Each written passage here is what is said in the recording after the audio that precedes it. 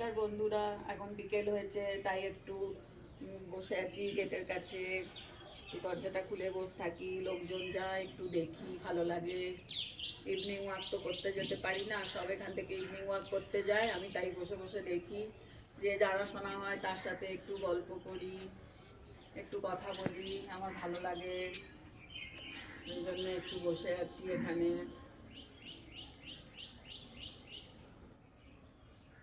আর কি করব বলুন, একটু পরে বসে একটু চা খাবো, চা খেয়ে তারপরে একটু যাব টিভি দেখবো, এই করেই টাইম পাস করি।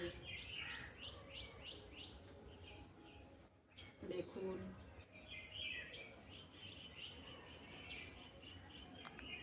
আমি এই বসে বসে সব সময় কি করব চিন্তা করতে থাকি, সেই জন্যে মাঝে মাঝে একটু এসে এখানে বসে একটু রিল বানাই, একটু ফোন দেখি, এসব করে সময় কাটাই।